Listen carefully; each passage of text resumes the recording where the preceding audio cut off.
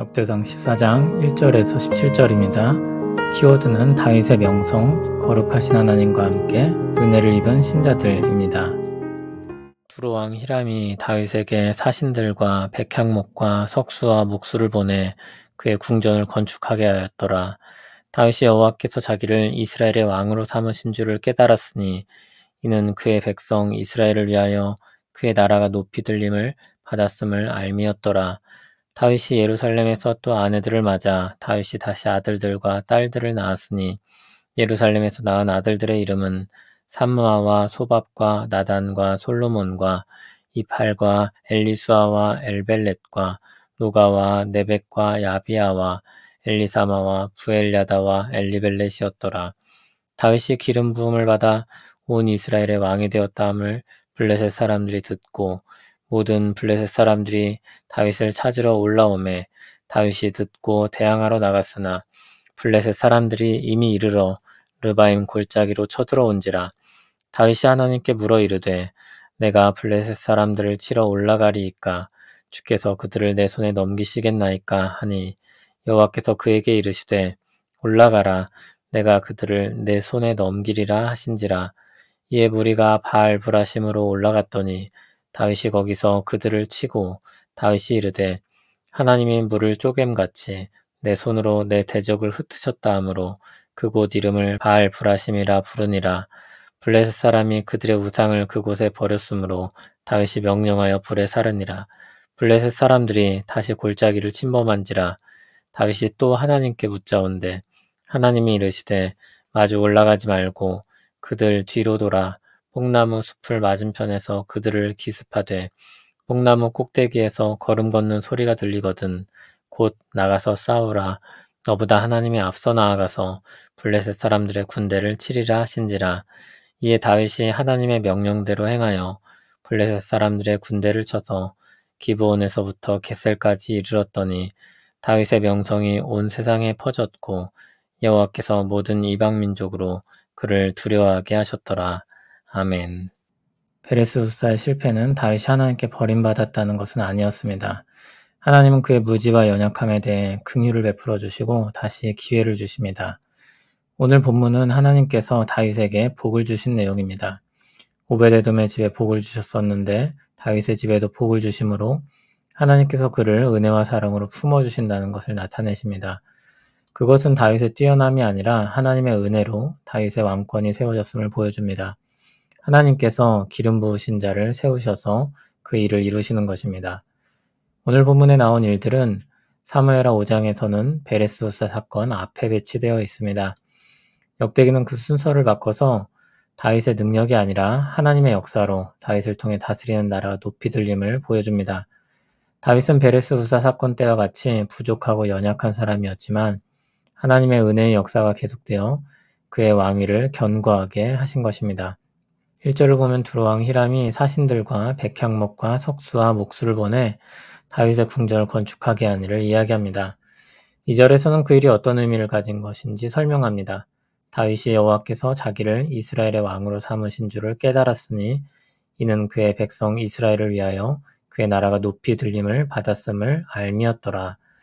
다윗이 두로왕 히람의 원조를 받아 아름다운 궁전을 만들게 되는데 그것이 하나님의 역사라는 것을 안 것입니다.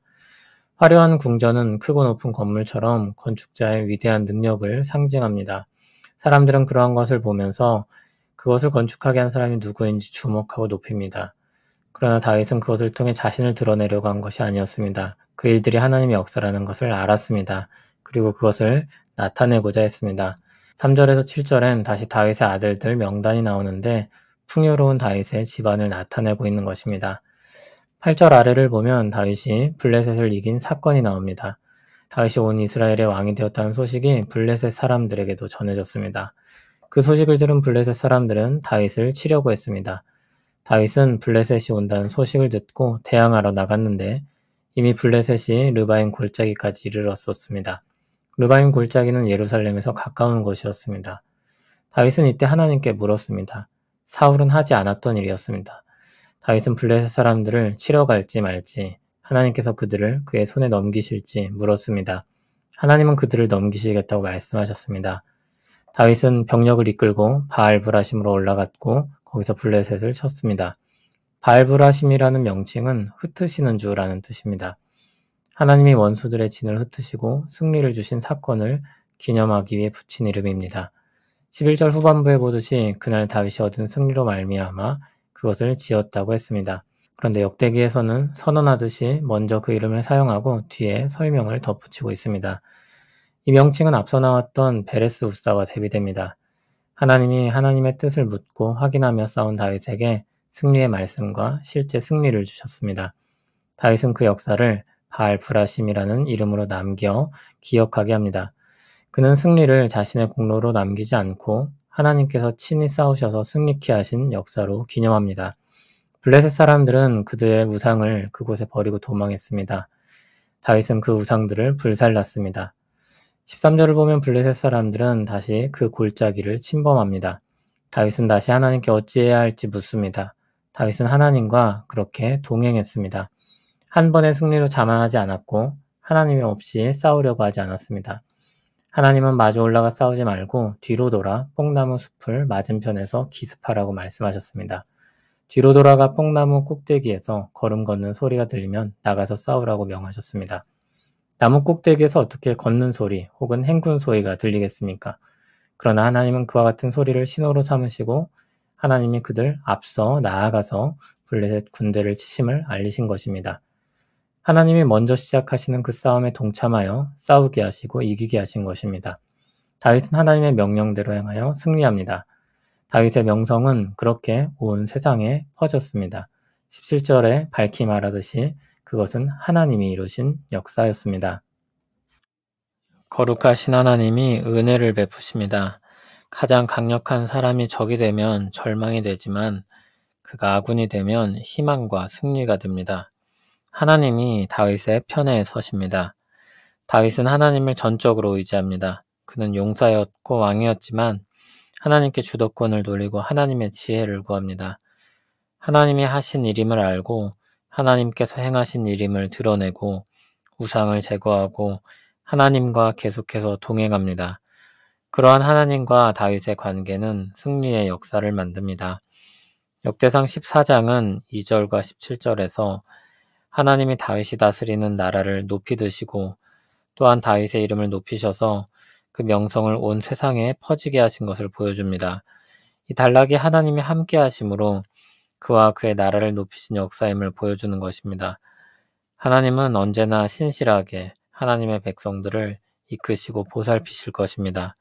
신자들에겐 그것을 알고 믿고 신뢰하는 사람들로서 다윗과 같이 하나님을 의지하고 동행하며 사는 일이 주어져 있습니다. 강력한 우군을 얻은 사람들이 앞서 싸우는 우군과 함께 힘써 싸우듯이 우리도 그래야 할 것입니다. 모든 상황 가운데 하나님께 묻는 다윗의 태도는 모든 상황 가운데 기도하는 신앙이라고 할 수 있습니다. 하나님은 그렇게 믿음으로 의지하며 구하는 다윗을 구하시고 승리하게 하시고 높이십니다. 하나님께서 앞서 나가 싸우시며 그와 함께하는 사람들에게 승리를 주십니다. 우리가 하나님께 끊임없이 나아가 동행하며 살 때 기대할 수 있는 일들입니다. 다윗은 하나님께서 승리를 주실 때 그 결과를 하나님의 것으로 돌렸습니다. 바알브라심이라는 이름은 자신의 업적을 기억하기 위한 것이 아니라 하나님의 역사를 기억하게 하기 위한 것이었습니다. 다윗은 하나님의 은혜를 입었고 그 은혜 안에서 모든 것을 하나님께 묻고 의지하며 살았습니다. 신자는 이처럼 하나님의 은혜를 잊지 않고 매 순간 하나님의 뜻을 구하며 그분의 역사에 순종으로 동참하는 삶으로 부름받습니다. 다윗은 하나님의 은혜를 입었고 그 역사를 신뢰했고 그 역사에 적극적으로 참여했습니다. 신자의 삶은 은혜로 시작되고 은혜로 유지되며 은혜 속에서 순종하며 동참하는 삶입니다. 하나님이 앞서 싸우시며 역사하시는 복된 자리로 우리를 부르십니다. 이 말씀은 하나님의 은혜를 입은 신자들에게 들려주시는 하나님의 음성입니다.